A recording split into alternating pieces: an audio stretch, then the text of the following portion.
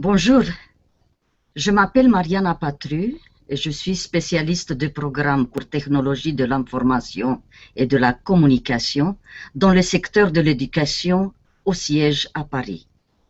Je voudrais féliciter l'Organisation internationale de la francophonie et l'Université de Moncton au Canada pour leur excellente initiative d'initier ce cours en ligne ouvert et massif sur les ressources éducatives libres, et de leur remercier pour l'invitation d'associer l'UNESCO à cette initiative. Le succès grandissant des cours ouverts massifs et à distance se confirme avec le développement de nouvelles plateformes en ligne et la poursuite des initiatives entamées pour la plupart en 2012. Pour beaucoup de pays, les CLOM représentent une approche qui peut augmenter l'accès à l'enseignement supérieur, aux ressources éducatives libres de qualité, étant un nouveau modèle pédagogique et une opportunité pour de nouvelles stratégies de savoir et de savoir-faire. En tant qu'institution spécialisée du système des Nations Unies, l'UNESCO, conformément à son acte constitutif, contribue à l'édification de la paix, à l'élimination de la pauvreté, au développement durable et au dialogue interculturel par l'éducation, les sciences, la culture, la communication et l'information. Maintenir l'éducation au premier rang des priorités de l'agenda mondial du développement est une tâche importante de l'UNESCO. Des progrès notables ont été réalisés depuis 2000 pour ce qui est d'élargir l'accès à l'éducation de base et de réduire les disparités entre les sexes dans les effectifs scolaires. Toutefois, de nouveaux progrès sont nécessaires pour étendre les possibilités d'apprentissage, particulièrement au bénéfice des groupes défavorisés, en tant que puissants instruments de lutte contre les inégalités sociales. Les activités de l'UNESCO en matière d'éducation sont guidées par une approche fondée sur les droits et holistique pour promouvoir l'avènement des sociétés inclusives de l'apprentissage tout au long de la vie et du savoir.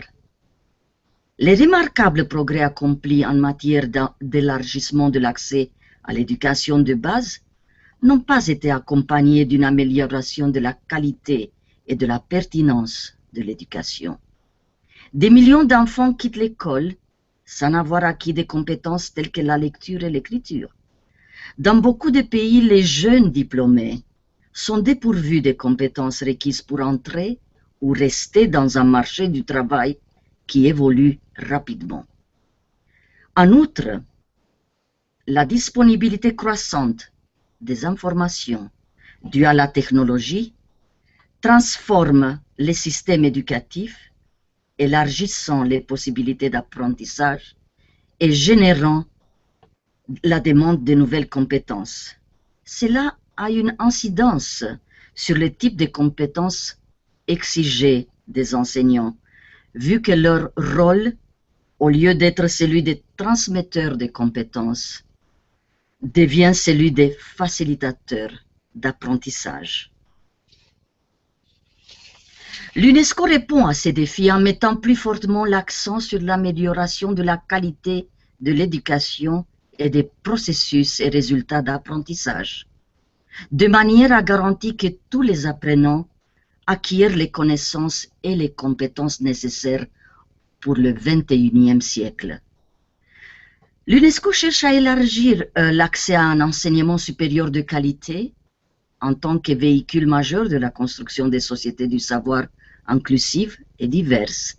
en abordant des questions telles que la diversification des services ou l'assurance de la qualité. Le développement rapide des technologies de l'information et de la communication et la tendance à des sociétés plus internationalisées, plus interdépendantes et à plus forte intensité de savoir créent de nouveaux enjeux et de nouvelles perspectives pour la conception et la prestation de l'enseignement. L'éthique ouvre de nouveaux horizons en matière de progrès, d'échange de créativité et de dialogue interculturel. Cependant, la fracture numérique croissante aboutit aujourd'hui à de plus en plus d'inégalités de développement, d'où l'émergence des situations paradoxales où ceux qui ont le plus besoin, les groupes défavorisés, les communautés rurales ou bien des pays entiers, n'ont pas accès aux outils qui leur permettraient de devenir des membres à part entière de la société du savoir. L'UNESCO a été longtemps un fervent défenseur des ressources éducatives libres. Les ressources éducatives libres représentent un levier stratégique pour améliorer la qualité de l'éducation, élargir l'accès à une éducation de qualité, partager l'information et le savoir. L'expression ressources éducatives libres qui a été créée lors du forum UNESCO de 2002 sur l'impact des didacticiens libres sur l'enseignement supérieur dans les pays en développement désigne des matériels d'enseignement, d'apprentissage et de recherche sur tout support, numérique ou autre, existant dans le domaine public ou publiés sous une licence ouverte permettant l'accès, l'utilisation, l'adaptation et la distribution gratuite par d'autres, sans restriction ou avec des restrictions limitées. Les ressources éducatives libres sont en train de lentement révolutionner l'enseignement supérieur. La déclaration historique de Paris sur les ressources éducatives libres, adoptée lors du premier congrès mondial sur les REL, tenu à l'UNESCO du 20 au 22 juin 2012, marque le franchissement d'une étape dans le mouvement pour les ressources éducatives libres. La déclaration met en avant 10 recommandations aux États membres de notre organisation concernant l'utilisation de REL, entre autres de promouvoir et utiliser les REL pour élargir l'accès à tous les niveaux de l'éducation, formelle et non formelle, dans une perspective d'apprentissage tout au long de la vie, de renforcer l'élaboration des politiques spécifiques pour la production et utilisation de REL et de soutenir les institutions et surtout les enseignants, ainsi que tout autre personnel à produire et partager des ressources éducatives accessibles et de qualité. En 2015, une conférence mondiale sur les REL mettra à l'honneur les États membres qui auront mis en œuvre des politiques de REL au niveau national.